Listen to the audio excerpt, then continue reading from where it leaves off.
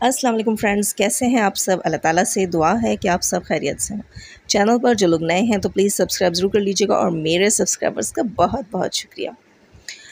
Friends, आज मैं बात करूंगी दिलबर यासीन और आयशा आमिर, जो कि दिलबर यासीन की एक्स वाइफ थी, की दफन शुदा मदफन हुई हुई स्टोरी, जो कि काफ़ी पुरानी स्टोरी थी और कब की दफन हो गई थी, उस स्टोरी को वाईटी पे लाने वाला कौन था या कौन है। दोस्तों, इस स्टोरी की वाईटी पे आने की सबसे बड़ी वजह तो ये थी कि जो है आयशा ये समझ रही थी कि हेटर्स जो हैं आयशा के ऊपर बातें करना शुरू हो गए थे, आयशा के ख़िलाफ़ गलत अल्फाज गलत अफवाहें निकालना शुरू हो गए थे।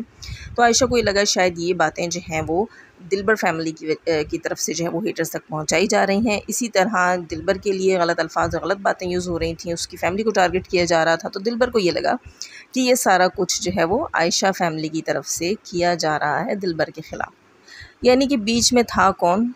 जी, हेटर्स, बराए नाम रिएक्शन वाले, ये चने बेचने वाले, जो कि रिएक्शन के नाम पर टके टके की दुकानें लगाकर बैठे हुए हैं और किसी का घर, किसी की ज़िंदगी, किसी का फ्यूचर, किसी का सुकून, कुछ भी दाव पे लगाने के लिए तैयार हैं, अपनी दाल दलिया चलाने के लिए, अपनी दाल रोटी चलाने। और दोस्तों, कल इस सारी सिचुएशन में जबकि पहले आयशा की वीडियो आई, फिर दिलबर की वीडियो आई, फिर आयशा की वीडियो आई, तो आयशा के भाई आमिर जो सऊदीया में है, सॉरी आमिर कह रही हूँ, आमिर तो आयशा के हस्बैंड हैं, आयशा आमिर, इनके भाई जो हैं आयशा के भाई मोहम्मद सुलेमान, जो कि सऊदीया में हैं, उन्होंने अपने चैनल पर इस मामले से मुताल्लिक कल से अब तक 2 वीडियोस अपलोड की हैं।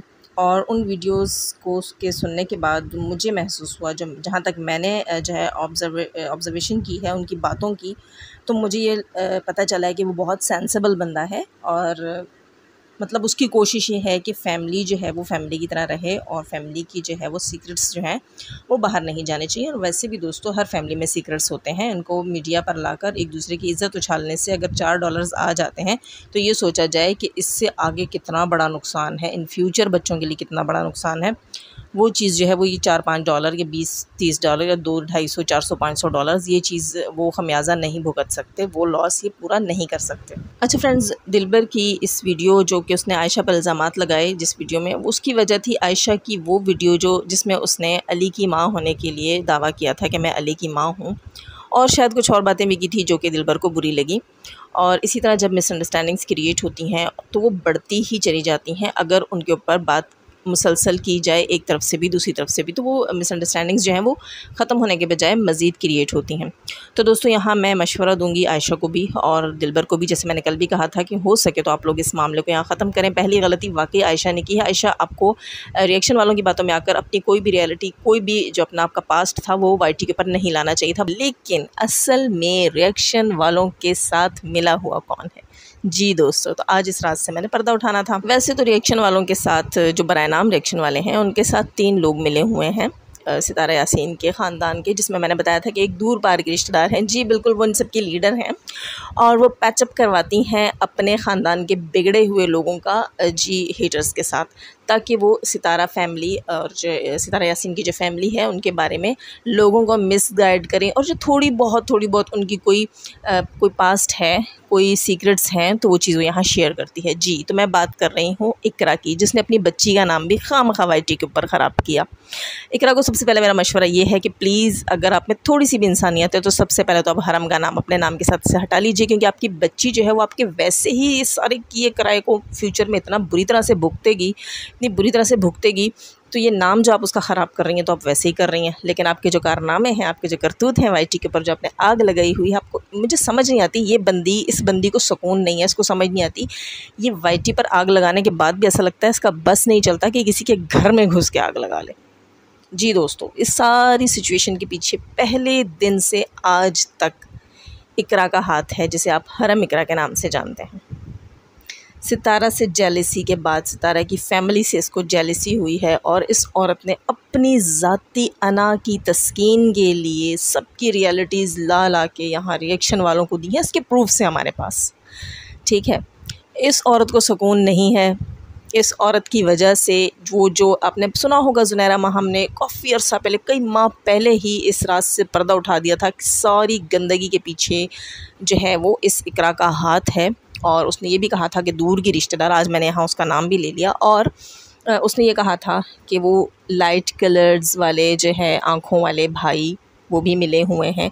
तो मैं यहाँ इतना भी बता दूँ कि वो लाइट कलर्स वाले आँखों वाले भाई की वाइफ़ के बारे में इस इकरा से पूछें कि वो आपकी वजह से नाराज़ होकर मैके बैठी हुई हैं। जी, जैसे यहाँ स्टोरियाँ सुनाई जा रही हैं ना कि आयशा से शादी करने पर आमिर की पहली बीवी ने छत से छलांग लगाकर अपनी कमर तोड़ दी थी। तो दोस्तों यहाँ भी वही सीन शायद क्रिएट होने वाला है कि जावेद की जो पहली वाइफ है वो इकरा की वजह से नाराज़ होकर अपने मैके गई हुई। अब पता नहीं वो बेचारी कब छलांग लगा देगी। अल्लाह ना करे कि वो कोई ऐसी हरकत करे और फिर इकरा को उसकी खिदमतें करनी पड़ेंगी। किसी की खिदमतों से हमें कोई दुख नहीं, कोई तकलीफ़ नहीं। हाँ, ये ज़रूर है कि किसी की ज़िंदगी ख़राब करने में तुम लोग किस कदर आगे हो। वो कहते हैं ना, चुल्लू भर पानी में डूब मरना चाहिए। अपना ज़मीर इतना बेचोगे, आखिर कितने में बिकेगा तुम लोगों का ज़मीर और कब तक बिकेगा? इस एक ज़मीर का सौदा जो तुम रोज़ करते हो, सुबह शाम करते हो, कब तक कर लोगे? कितने दिन खा लोगे इस ज़मीर को बेच के? खुदा के लिए लोगों पर रहम करो, लोगों की ज़िंदगियों से निकल जाओ, दफ़ा हो जाओ, जान छोड़ दो सबकी। तुम्हारी वजह से अली के ऊपर कितना बुरा असर पड़ा है, तुम्हारी वजह से आयशा के सुकून को कितनी आग लगी है। क्यों दी तुमने ऐसी मिस इन्फॉर्मेशंस हेटर्स को? उनका क्या है, वो तो किसी को वैसे भी इंसान नहीं समझते। बीच में तुम पूरी की पूरी इन्वॉल्व, हर जगह से इन्वॉल्व, सितारा के लिए, फिर जो है वो साजिद के लिए, नैना के लिए, सब के लिए, किसी को नहीं माफ़ किया। यहाँ तक कि आयशा बेचारी का सब कुछ से लेना देना ही नहीं था, उसको भी रगड़े में लेकर आई।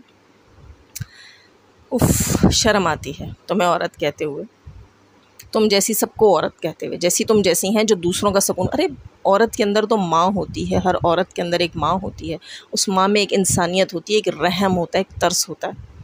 लेकिन नहीं, पता नहीं जिस दिन तरस बिक रहा था, बट रहा था, रहम बट रहा था अल्लाह ताला की बारगाह में, उस दिन शायद तुम लोग जो है वहाँ पर खाली हाथ खड़े थे। तुम्हारे पास कोई चीज़, कोई बर्तन, कोई दामन, कोई झोली, कोई पल्लू नहीं था कि तुम्हें थोड़ा सा रहम, तरस और हमदर्दी भी तुम लोगों के हिस्से में आती, तुम किसी के साथ करते। क्या मुँह दिखाओगे यार अल्लाह ताला को, क्या मुँह दिखाओगे? मैं तो कल भी कह रही थी कि अल्लाह ना करे, अल्लाह ना करे इस सारी सिचुएशन में कोई अपने साथ कुछ कर लेता है तो कैसे ये मुँह दिखाओगे अल्लाह ताला को और कैसे सुरखरुई हासिल करोगे? और सिस्टर, यहाँ मैं बात करूँगी सिस्टर जो है नजमा से, सिस्टर नजमा फ़ारूक यासीन से, कि प्लीज़ आप अपनी और अपनी बहन की जो लड़ाई है दिलबर के साथ, दिलबर यासीन के साथ, उसमें आप नैना को ना घसीटें। क्योंकि देखिए, आपने ख़ुद अपनी वीडियो में कहा कि नैना आपसे बहुत मोहब्बत करती है, आप नैना से मोहब्बत करती हैं, आप नैना अपने दुख सुख आपसे शेयर करती थी। तो आपको मेरे ख़्याल से यहाँ जो है इस किस्म की बातें नैना के लिए नहीं कहनी चाहिए थी, जबकि आप सबके स्टोरी में, आप सबके मुद्दे में नैना बीच में शामिल नहीं थी। जैसे आप कहते हैं ना कि आप लोग एक हैं, आपस में रिश्तेदार हैं, सब कुछ, इसी तरह नैना भी आपके साथ अगर किसी लम्हे, अपने कोई कमज़ोर लम्हे आपके साथ शेयर किए होंगे तो किसी रिश्तेदारी को, किसी उसको कुर्बत को सोच कर, महसूस करके, किसी खूनी रिश्ते को महसूस करके सोच किए होंगे। तो आप ये वाईटी के टके टके के रिएक्शन वालों के चक्कर में अपने रिश्तों को ना ख़राब करें। तो दोस्तों, अब लूँगी मैं आप सबसे इजाज़त। आज के लिए इतना काफ़ी है, फिर मिलेंगे इंशाल्लाह नेक्स्ट वीडियो में। और चैनल पर जो लोग नए हैं तो प्लीज़ सब्सक्राइब ज़रूर कर लीजिएगा। और जाते हुए हमेशा की तरह दुआ, अल्लाह ताला हमें आसानियाँ अता फ़रमाए, आसानियाँ बाँटने की तौफ़ीक़ अता फ़रमाए और शैतान सिर्फ़ मर्दों और औरतों से रखे महफूज़। अल्लाह हाफ़िज़।